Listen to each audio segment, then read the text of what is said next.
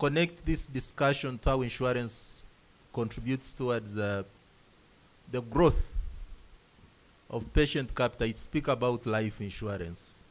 And I will do that by giving a simple illustration of my very own example. It is possible to build a capital base from your own individual earnings. If you are one person who has some predictable regular income, you can buy a life cover. Now, life policies by nature are long term. 5 years, 10 years, 15 years.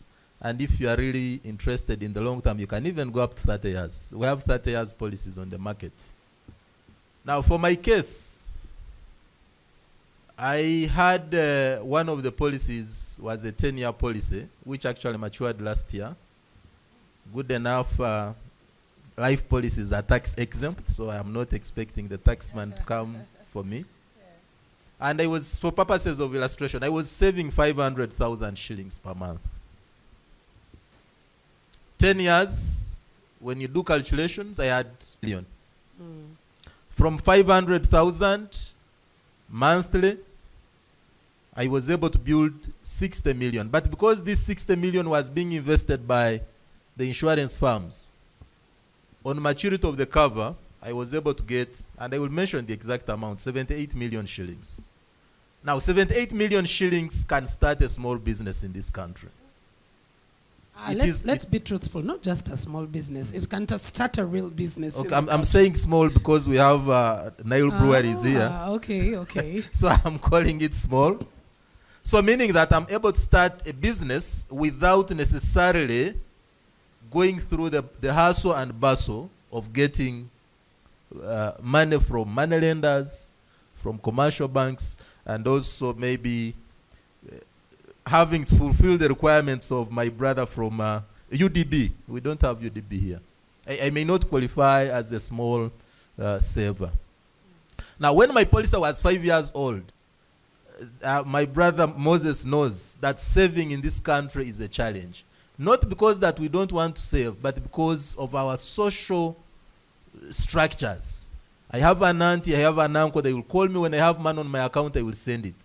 But because I have committed it in advance through a direct debit order, I don't have it. When they call, I will say I don't have it, and I will be truthful that I don't have it.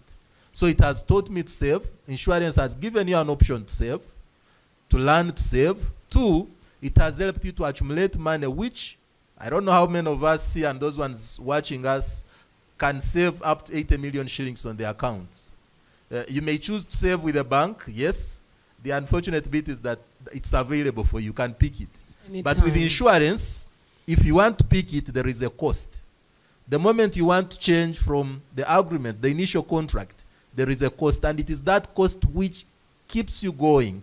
So let me push it up to the end. So I think for the people who are in the corporate world earning some money and they have dreams of starting a business, I would really recommend insurance as an option. There are quite a number of opportunities and solutions on the market. Life policies in nature. There are those ones who save for their children, because some people look at investing in education also as an investment. So you can pay your fees for your children and finish maybe by the time you make 50. You may choose to retire at 50 because you have already paid the tuition in advance. I would like also to give an assurance that the sector is strong. Some people would say, supposing I'm paying this man and the company goes under. The Insurance Regulatory Authority of Uganda has the mandate to ensure that your money is protected. And we have different layers of protection. So it's one avenue of creating capital, which actually, I don't know if I could get a better word than patient. It will be extremely patient because it's actually your money. Yeah.